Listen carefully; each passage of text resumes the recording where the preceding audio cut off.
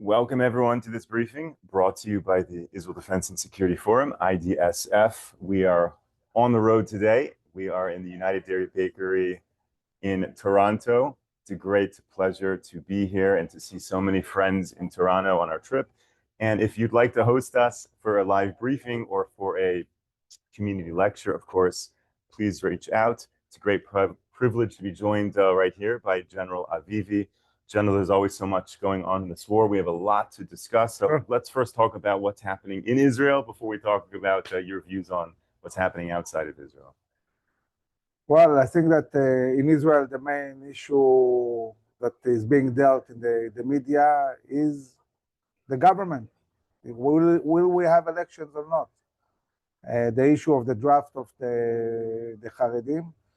And my take is, I think elections are not going to happen so fast. I think that there are many reasons why a big part of the Haredi community and parties are not going to dissolve the government so fast, especially Shas, that are trying to slow things down and try to push towards a solution. And there are some fractions in the party of Yadut HaTorah that are more, militaristic, and they don't care. They are willing to take us to elections, but they also understand that there are big prices they might pay, talking about budgets, talking about what will happen if they don't go into the next government, and how many mandates will they get. And I think that the sad thing is that at the end of the day, there is no real discussion about the importance of studying Torah and the guys that actually are going to the yeshivas and studying. The whole discussion is about drafting those who are not studying. And it's more than 50% of the ultra-Orthodox community. The Prime Minister addressed this yesterday and talked about the idea of drafting in the coming 2 years 10,000 Haredim, which is what the army actually needs.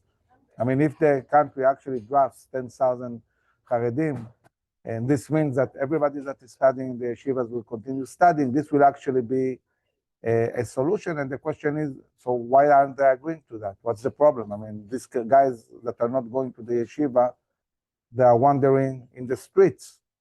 And they are in, I would say, even more danger of losing their identity than going to a unit that is all Haredi and inside a very clear structure and education and so on. And the army really adjusted to the capability to draft them. They built a new brigade, and the Cheshmonaim brigade, this new Haredi brigade, for the first time is operating operationally in Gaza. So this is moving towards something that is actually working.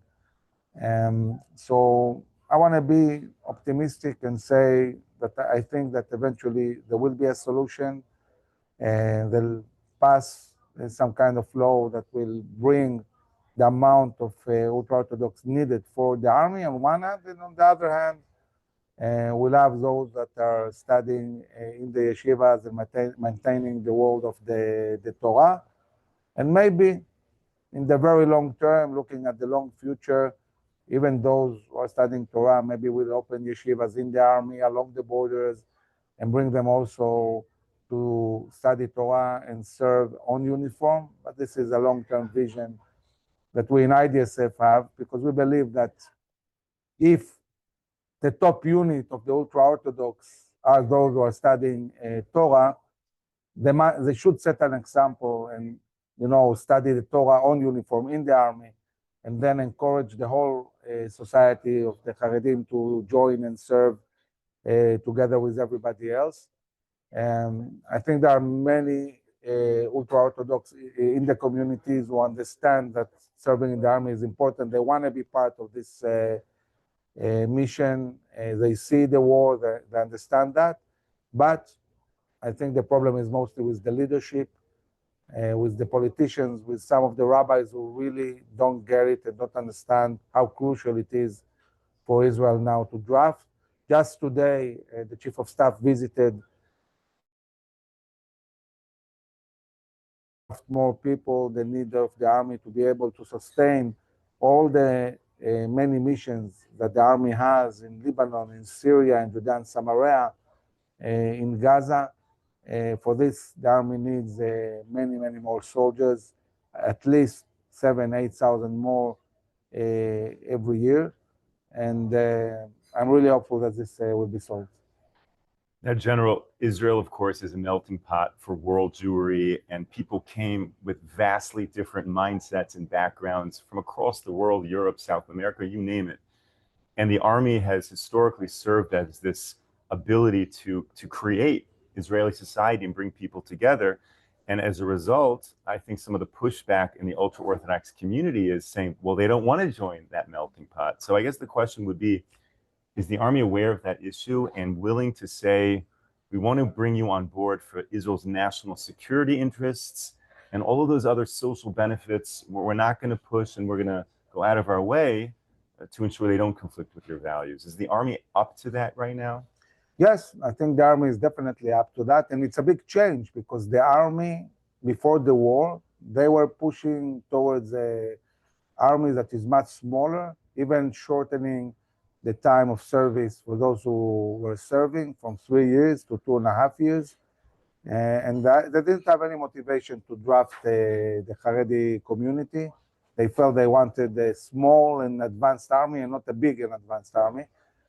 But the 7th of October changed everything. And the moment the army understood we really, really need to draft them in big numbers, then the army also understood that they need to adjust. They need to build units that are adapted for Haredim, that won't push them to change their way of living and education, but really just get them to do the missions we need them to do along the borders in Gaza and all other places.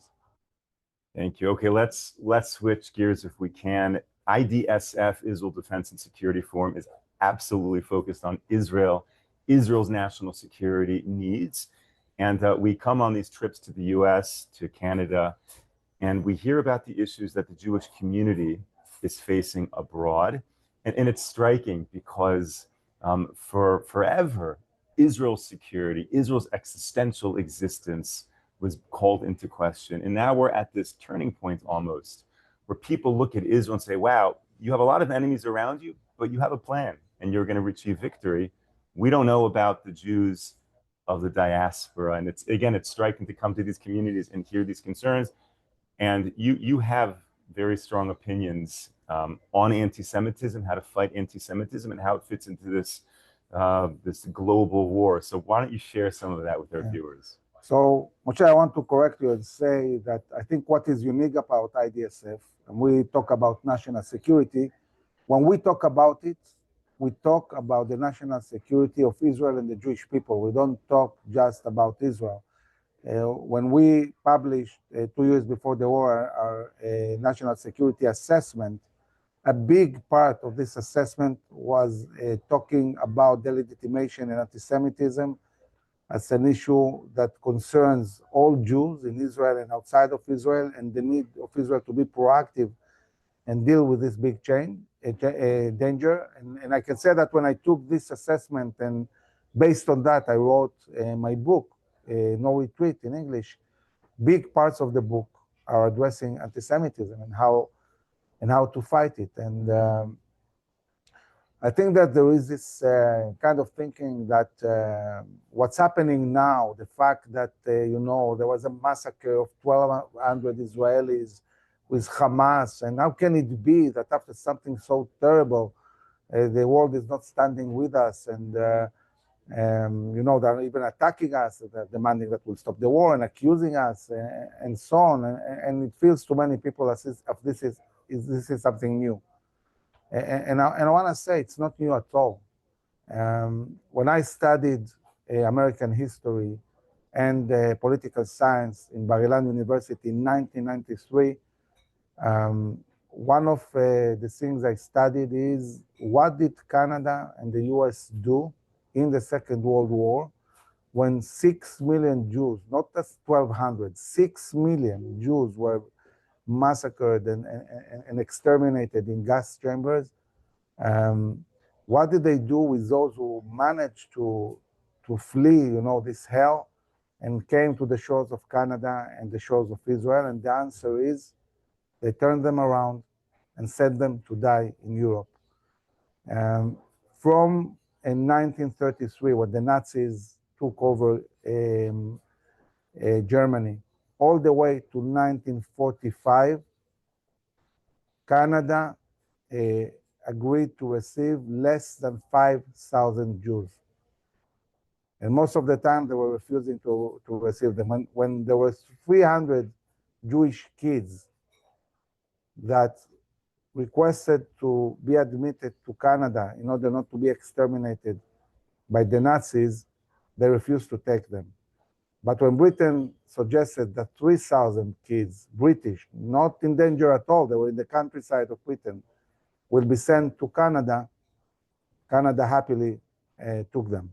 But they didn't take the 300 Jewish kids that died eventually in the Holocaust. So this is not a new phenomenon.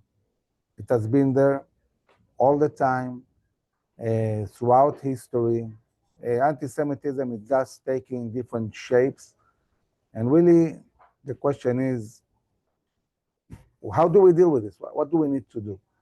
And when you have an enemy, and anti-Semitism is our enemy, you need to build an army to deal with it. And the army is us, it's the Jews. And I think that we're wasting a lot of effort monitoring anti-Semitism, talking about anti-Semitism and so on, but not really building the resilience of the Jews, of the Jewish world, and working on uniting our forces and understanding what is needed. And the first thing that is needed to fight anti-Semitism is going back to the basic story, because we are in the middle of a fight between narratives. One narrative that is being pushed is that the whole land of Israel is Palestine, and we don't belong there. We are Europeans that came and took over a land that is not ours, and our enemies are pushing a very clear and false narrative, saying Palestine will be free from the river to the sea. Of course, in this scenario, all the Jews are in the sea. The message is completely false, but it's very clear. And what is our answer? No, listen, maybe it's half-half. Maybe we are occupiers in half of our land. Yes, Judah and Samaria, not Judah and Samaria. These are Metis lines, these are Metis lines.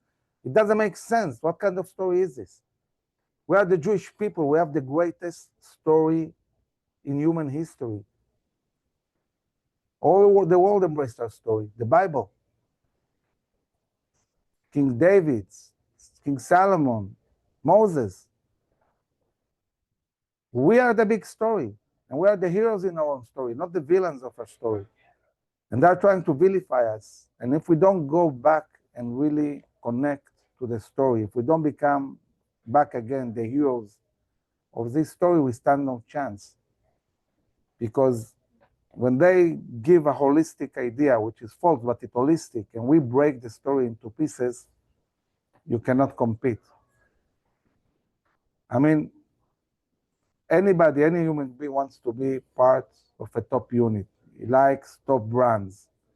Nobody wants to be part of a broken story that doesn't make sense and it's hard to connect to.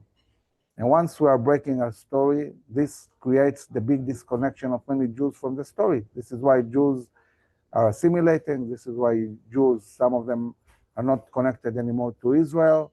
This is why they are supporting Palestinian causes and calling us occupiers.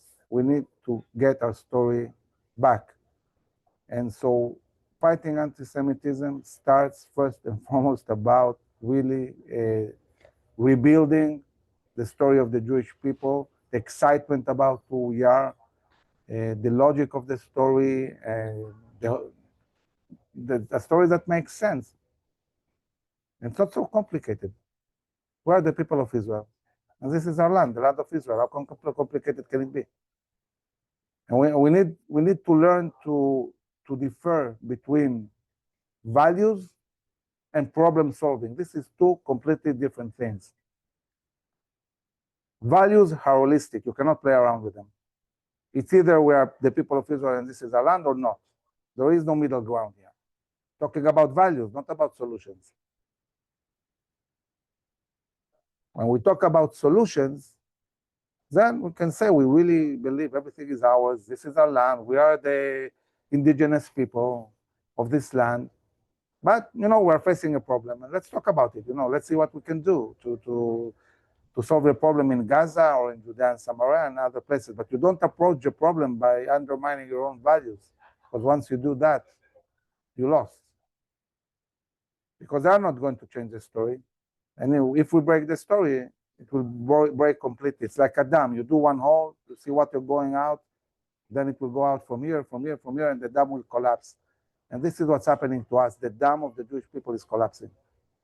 And we need to stop this, and we need to reverse this process, and we need to reconnect to our story. And I think that we in IDSF, as officers that have spent our whole lives building units pride, building cohesion, building proudness and readiness and capability to fight enemies, this is what we need to build in the Jewish communities. And I think that, there are many organizations that took upon themselves to fight anti-Semitism. And to fight, obviously, you need budget, you need money. And then many organizations say, okay, we want to fight, but we want to raise money from everybody. So we won't get into anything divisive. You know what? We won't talk about Judea and Samaria. We won't talk about things that are divisive. But if you don't, the story doesn't make sense anymore. Then you stand no chance. You basically lost your chances from the very beginning. And I think, Moshe, there is one thing we can understand. Endless amount of money was invested in anti-Semitism, fighting anti-Semitism. 100% failure. Not 99, 100% failure. So maybe it's time for us to realize we're not really dealing with this the right way and change completely the strategy. And I think that the strategy that we in IDSF are suggesting, this is the strategy we need. And I'm not saying there are other things that, there are many things that need to be done also in the legal realm and so on.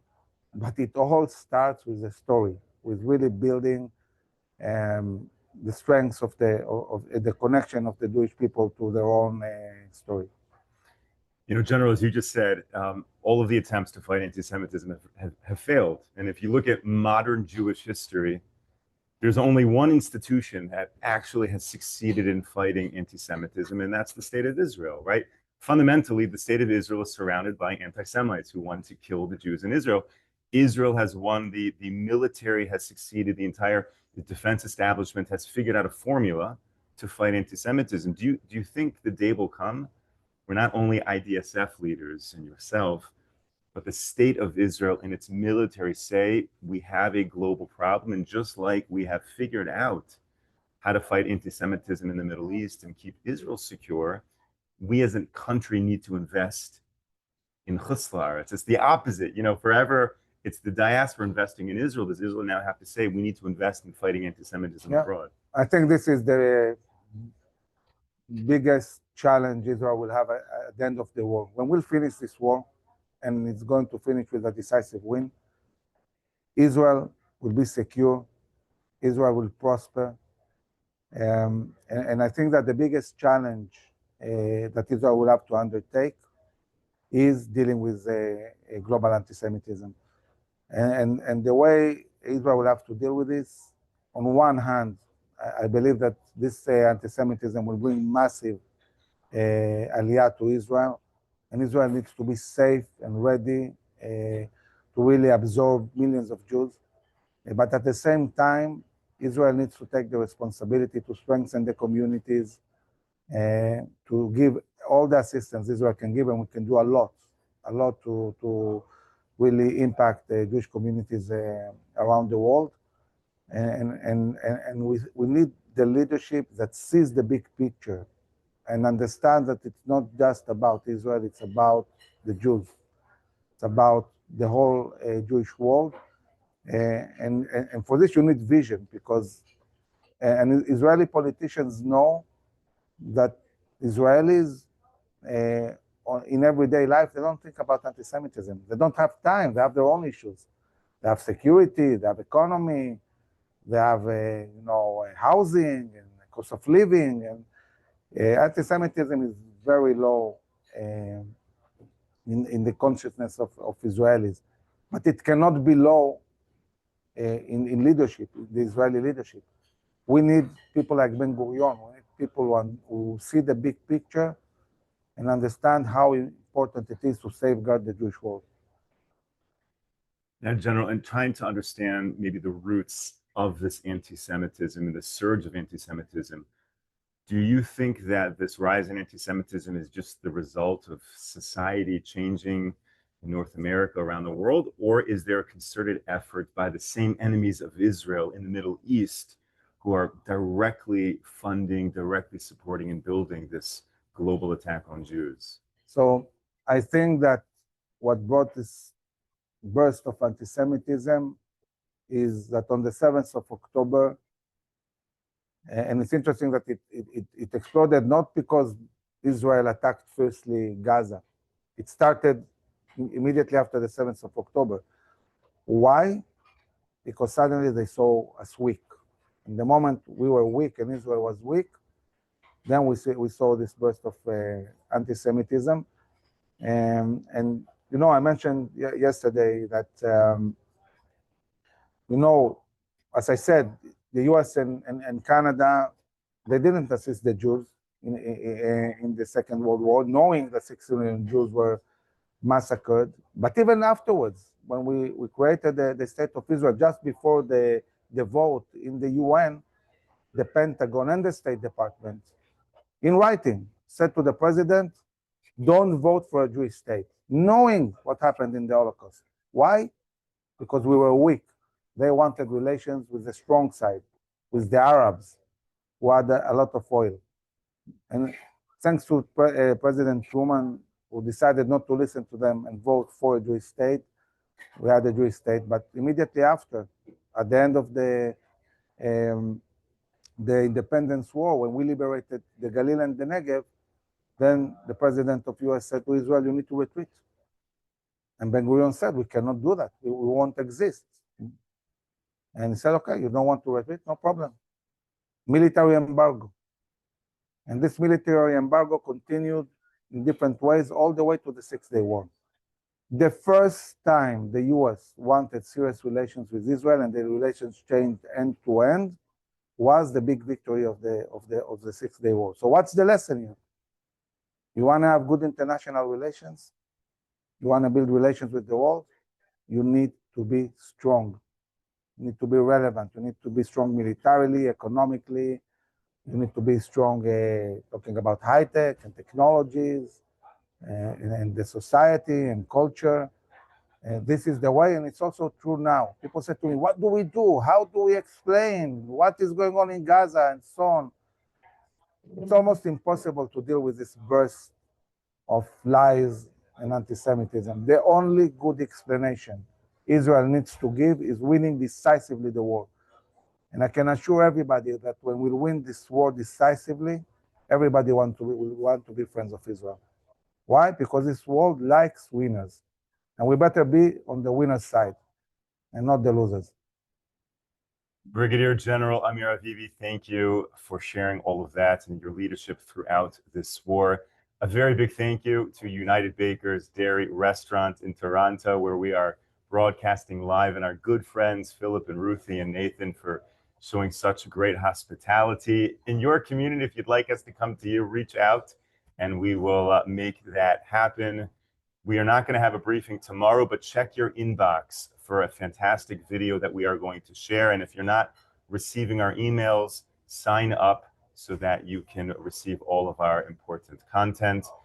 We'll be back with you next week, Monday morning, 10 a.m. Eastern Time, 5 p.m. in Israel. Until then, stay safe, stay strong. Take care, everyone.